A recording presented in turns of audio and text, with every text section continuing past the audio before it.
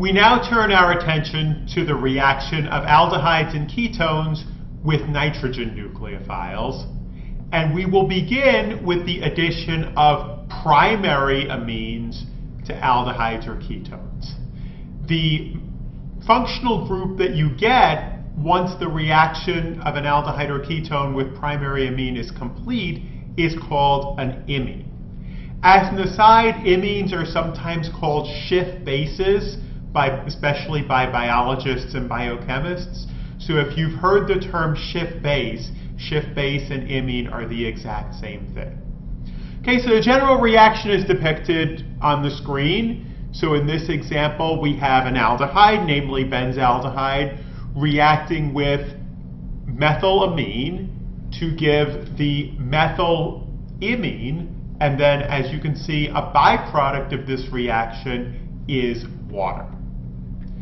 So if the nitrogen nucleophile behaved like the oxygen nucleophile that we have previously looked at, simple addition of an amine would result in something called a carbonyl amine. So where the nitrogen has added to the carbonyl carbon and the carbonyl oxygen has become an OH. That structure should look similar to the hemiacetal that we've already considered. But the reaction does not stop there. In this case, the carbonyl amine is unstable and undergoes dehydration, loss of water, to give the imine. So the water molecule that's lost, if you're keeping track of all of the atoms, actually comes from the carbonyl oxygen and then the two hydrogen atoms that started life on the primary amine as the NH2. Okay, so those are going to get put together, make a molecule of water that's going to get kicked off. And in the next video, we're going to look at this mechanism in great detail. However, before we start going through the mechanism, I would like us to take a moment and consider what conditions this reaction takes place under. So, when we looked at reactions involving oxygen nucleophiles, we established that those reactions cannot take place under neutral conditions. Because if you try to do the reaction under neutral conditions, after the first step, the addition of the nucleophile to the aldehyde or ketone, you would generate a strong acid and a strong base in the same intermediate. So with oxygen nucleophiles, we established that they need to take place either under strongly acidic conditions or under strongly basic conditions. If we do the reaction under acidic conditions, the first step is going to be protonation of the carbonyl oxygen to make it a good enough electrophile so that it will react with a neutral alcohol as the nucleophile. If we do the reaction under basic conditions, we start out by deprotonating the neutral alcohol to generate an alkoxide, which is a better nucleophile that is a good enough nucleophile to react with the neutral carbonyl group.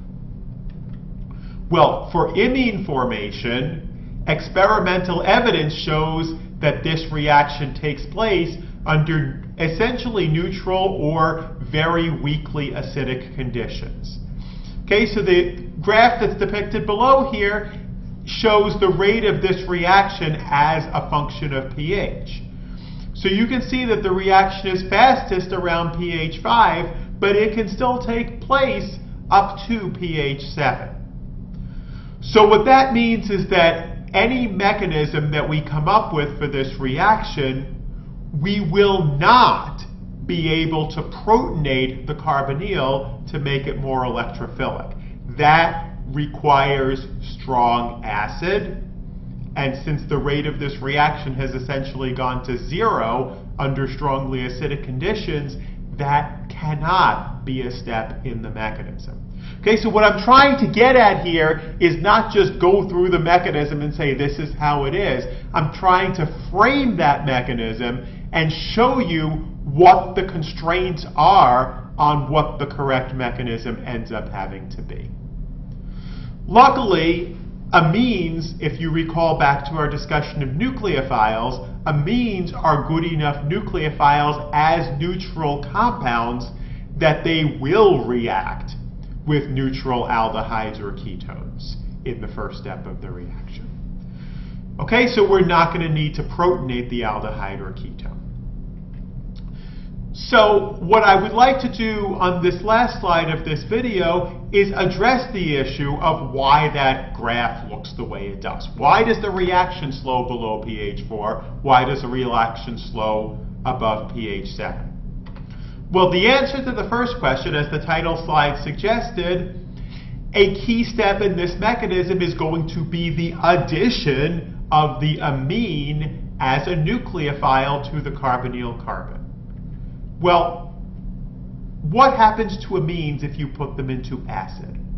Well, amines are moderately strong bases, and at low pH, under acidic conditions, they will be protonated to form ammonium ions, and this proton transfer reaction is depicted in the figure below. The ammonium ion, as you can see, no longer has a lone pair on the nitrogen and therefore is not a viable nucleophile. So under acidic conditions, you would destroy the amine that you need to add as the nucleophile. So therefore, that reaction's not going to happen under acidic conditions. The reason why this reaction can't take place under basic conditions at the moment is going to seem a little bit more obscure. It will become clearer once we go through the entire mechanism in the next video. But what I will say is that, again, on the introductory slide to this video, I said that to get to the imine, you do addition of the nitrogen nucleophile followed by dehydration of the carbanolamine.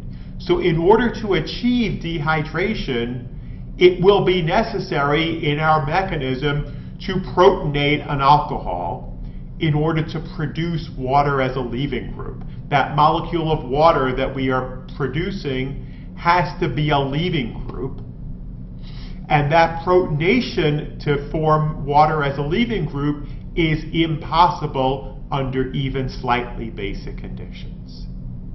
Okay, so I think I have framed the issues now. So in the next video, we'll go into the nitty-gritty and actually go through this mechanism step by step.